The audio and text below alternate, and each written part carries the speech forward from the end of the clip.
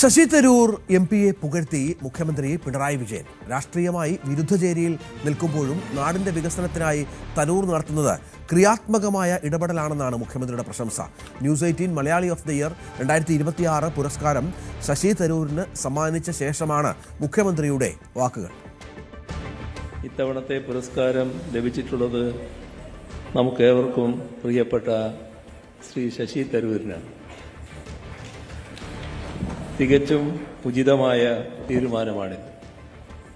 ലോകവേദികളിൽ മലയാളത്തിൻ്റെ കരുത്തും ശബ്ദവും എത്തിച്ച വ്യക്തിത്വമാണ് ശശി തരൂരിൻ്റേത്. ലോകമറിയുന്ന എഴുത്തുകാരൻ, ഐക്യരാഷ്ട്രസഭയിലടക്കം പ്രവർത്തിച്ച് വലിയ അനുഭവപരിചയമുള്ള നയതന്ത്രജ്ഞൻ, ഈ നിലകളിലെല്ലാം പ്രശസ്തനായ വ്യക്തിയാണ് അദ്ദേഹം. ഐക്യരാഷ്ട്രസഭയിൽ ഉന്നത പദവികൾ അലങ്കരിച്ചപ്പോഴും ഇപ്പോൾ പാർലമെന്റ് അംഗം എന്ന നിലയിൽ പ്രവർത്തിക്കുമ്പോഴും നമ്മുടെ നാടിനോട് അളവറ്റ കൂറ് പുലർത്തുന്ന കാര്യത്തിൽ ബദ്ധശ്രദ്ധനാണ് അദ്ദേഹം. നമ്മുടെ നാടിൻ്റെ സംസ്കാരത്തെയും വൈവിധ്യത്തെയും കുറിച്ച് അന്താരാഷ്ട്ര തലത്തിൽ ശരിയായ ചിത്രം നൽകാൻ അദ്ദേഹത്തിന് സാധിച്ചിട്ടുണ്ട്. വിജ്ഞാനവും വാഗ്മിതയും കൈകോർക്കുന്ന അദ്ദേഹത്തിൻ്റെ പ്രവർത്തന ശൈലി പുതിയ തലമുറക്ക് മാതൃകയാണ്. രാഷ്ട്രീയ അഭിപ്രായ വ്യത്യാസങ്ങൾക്കപ്പുറം കേരളത്തിൻ്റെ പൊതുവായ വികസന കാര്യങ്ങളിലും നമ്മുടെ നാടിൻ്റെ തനിമ ഉയർത്തിപ്പിടിക്കുന്നതിലും അദ്ദേഹം കാണിക്കുന്ന താൽപ്പര്യം എടുത്തു പറയേണ്ടതാണ്. രാഷ്ട്രീയത്തിൽ അഭിപ്രായ വ്യത്യാസങ്ങൾ ഉണ്ടാകും, പക്ഷേ ആത്യന്തികമായ ലക്ഷ്യം സമൂഹത്തിന്റെ നന്മയാകണമെന്ന് ശശി തരൂർ എംപി. വിശ്വപൗരൻ എന്നറിയപ്പെടുന്നതിനേക്കാൾ ഇന്ത്യൻ പൗരൻ എന്നറിയപ്പെടാനാണ് ഇഷ്ടമെന്നും news 18 Malayali of the year പുരസ്കാരം സ്വീകരിച്ച ശേഷം തരൂർ പറഞ്ഞു. ശ്രീ നാരായണ ഗുരു എപ്പോഴും പറയില്ലേ, മതമേതായാലും മനുഷ്യൻ നന്നായാൽ മതിയെന്ന്. അതുപോലെ ഞാൻ പറയട്ടെ, രാഷ്ട്രീയം ഏതായാലും രാഷ്ട്രം നന്നായാൽ മതി. അതാണ് എൻ്റെ വിശ്വാസം. ആ വിശ്വാസത്തിലാണ് ഞാൻ എൻ്റെ എല്ലാ തെരഞ്ഞെടുപ്പിലും എൻ്റെ എല്ലാ പ്രവർത്തനത്തിലും കാണിക്കാൻ ശ്രമിച്ചത്. ഞാൻ ചിലപ്പോൾ പാർട്ടിയുടെ പരിധികൾ ക്രോസ് ചെയ്തിട്ടായിരിക്കും മറ്റേവരെക്കുറിച്ച് നല്ല വാക്കുകൾ പറയണത്. അത് എല്ലാവർക്കും ഇഷ്ടപ്പെടാൻ ആവശ്യമില്ല. പക്ഷെ ഞാൻ എൻ്റെ മനസ്സിൽ എൻ്റെ പൂർണ്ണ വിശ്വാസത്തോടെയാണ് ഞാൻ ഈ കാര്യങ്ങളൊക്കെ പറയുന്നത്. എപ്പോഴും കേരളത്തിൻ്റെ നന്മ, ഭാരതത്തിൻ്റെ നന്മയ്ക്ക് വേണ്ടിയിട്ടാണ് ഞാൻ നിൽക്കുന്നത്. എനിക്ക് ഒരു ഭാരതീയ പൗരനായിട്ടും ഒരു മലയാളിയായിട്ടും ഞാൻ കാണുന്നത് ഇതാണ്: പ്രവർത്തിക്കണം, പഠിക്കണം, പക്ഷേ നാടിന് നന്മയ്ക്ക് വേണ്ടി എപ്പോഴും നിൽക്കണം. മലയാളത്തിലെ മുഖ്യധാരാ മാധ്യമങ്ങളിൽ പലതും വസ്തുതകളും യാഥാർത്ഥ്യങ്ങളും മറച്ചുവെക്കുന്നുവെന്ന് മുഖ്യമന്ത്രി. സംസ്ഥാനത്തെ ഏതു വിധേനയും തകർക്കാൻ ശ്രമിക്കുന്ന ഒരു വിഭാഗമുണ്ട്. അതിൽ ചില മാധ്യമങ്ങളുമുണ്ടെന്നും news 18 Malayali of the year പുരസ്കാരദാന ചടങ്ങിൽ മുഖ്യമന്ത്രി പറഞ്ഞു. കോവിഡ് കാലത്തും പ്രളയകാലങ്ങളിലും മുണ്ടക്കൈ, ചൂരൽമല ഉരുൾപൊട്ടൽ ദുരന്തത്തിലും ലഹരി വിരുദ്ധ ബോധവൽക്കരണ പ്രവർത്തനങ്ങളിലുമൊക്കെ സംസ്ഥാന സർക്കാരിനൊപ്പം കൈകോർത്ത് പ്രവർത്തിക്കാൻ ചാനൽ തയ്യാറായി. ഇങ്ങനെ കേരളം സമാനതകളില്ലാത്ത പ്രതിസന്ധികളിൽപ്പെട്ട കാലത്തെല്ലാം സംസ്ഥാനത്തിൻ്റെ പൊതുവികാരത്തിനൊപ്പം നിന്ന ചരിത്രമാണ് ന്യൂസ് 18 കേരളത്തിനുള്ളത്. ഇത് ന്യൂസ് 18 കുറിച്ച് പറഞ്ഞ കാര്യമാണ്. എന്നാൽ കേരളത്തിൽ പൊതുവായ മാധ്യമ സംസ്കാരം ഇങ്ങനെയാണെന്ന് പറയാനാവില്ല.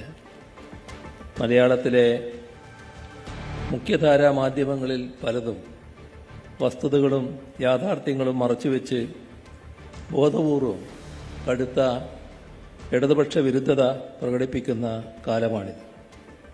നമ്മുടെ സംസ്ഥാനം ഇന്ന് വലിയ മാറ്റങ്ങളിലൂടെ കടന്നു പോവുകയാണ്.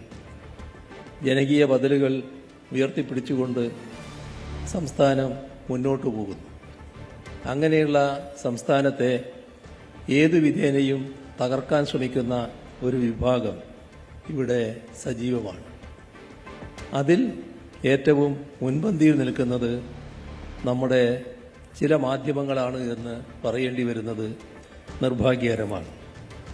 ന്യൂസ് 18 കേരളത്തെ പ്രശംസിച്ച് മുഖ്യമന്ത്രി. മാധ്യമ പ്രവർത്തനം എന്നത് വാർത്ത നൽകുക എന്നതിലപ്പുറം സാമൂഹിക പ്രതിബദ്ധത ഉയർത്തിപ്പിടിക്കുക എന്നതാണ്. അത് ന്യൂസ് 18 മികച്ച പ്രവർത്തനമാണ് നടത്തുന്നതെന്ന് മുഖ്യമന്ത്രി പറഞ്ഞു. മാധ്യമ പ്രവർത്തനം എന്നത് കേവലം വാർത്തകൾ നൽകുന്നതിലപ്പുറം സാമൂഹിക പ്രതിബദ്ധതയുള്ള ഒരു പ്രവർത്തനം കൂടിയാകണം. ആ ഉത്തരവാദിത്വം ശരിയായ രീതിയിൽ നിറവേറ്റാൻ ന്യൂസ് 18 ശ്രമിക്കുന്നുവെന്നത് സന്തോഷകരമാണ്. വിവാദങ്ങൾക്കപ്പുറം ജനകീയമായ വിഷയങ്ങൾ ഏറ്റെടുക്കാനും നമ്മുടെ നാടിൻ്റെ നേട്ടങ്ങളെ അടയാളപ്പെടുത്താനും ഈ ചാനൽ നടത്തുന്ന ശ്രമങ്ങൾ സ്വാഗതാർഹമാണ്. തുടക്കം മുതൽക്ക് നാടിനോടുള്ള പ്രതിബദ്ധത പുലർത്തിപ്പോരുന്ന മാധ്യമ സ്ഥാപനമാണ് ന്യൂസ് 18 കേരളം. വർഗീയത ചെറിയ തോതിൽ ആളുകളെ സ്വാധീനിക്കുന്നുവെന്നും അത് നാടിനെ എങ്ങോട്ടെത്തിക്കുമെന്നും മുഖ്യമന്ത്രി ചോദിച്ചു. ഷൂ അഴിച്ചുവെച്ച് പ്രധാനമന്ത്രി പള്ളിയിൽ കയറി. അപ്പോൾ തനിക്ക് ഓർമ്മ വന്നത് ദീപികയുടെ മുഖപ്രസംഗമാണെന്നും മുഖ്യമന്ത്രി പറഞ്ഞു.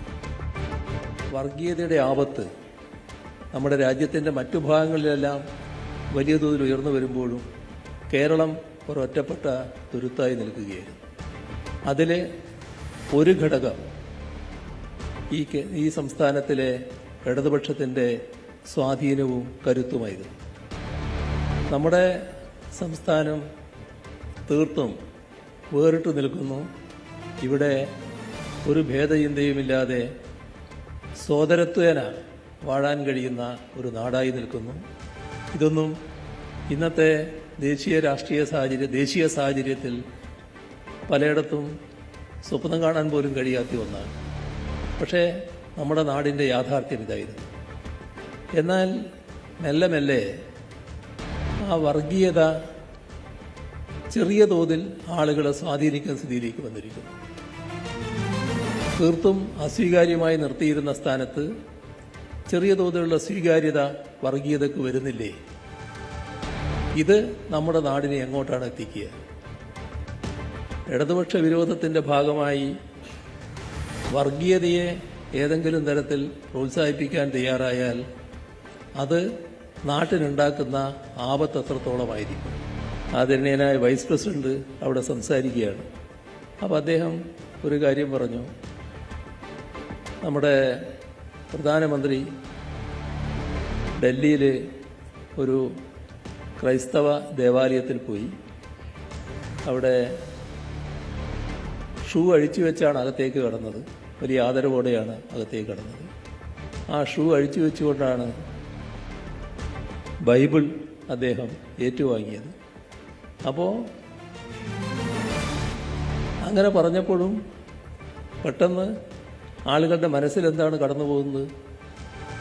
അത് കേൾക്കുമ്പോൾ അവിടെ ഇരുന്ന എനിക്ക് ദീപികയുടെ മുഖപ്രസംഗമാണ് ഓർമ്മ വന്നത്. ദീപികയ്ക്ക് എഴുതേണ്ടി വന്നു എന്താണ് വടക്കേ ഇന്ത്യയിലെ സ്ഥിതിയെന്ന്, ഏത് തരത്തിലുള്ള ആക്രമണങ്ങളാണ് നടക്കുന്നത് എന്ന്.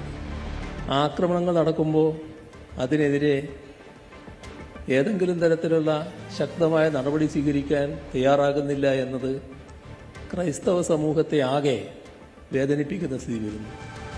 ഇവിടെ അരമനയിൽ കയറിയതുകൊണ്ടോ അവരുടെ മുന്നിൽ കേക്ക് വെച്ച് നീട്ടിയതുകൊണ്ടോ അത് ഇതിനൊന്നും പരിഹാരമല്ല എന്ന് അവർ പലരും തുറന്നു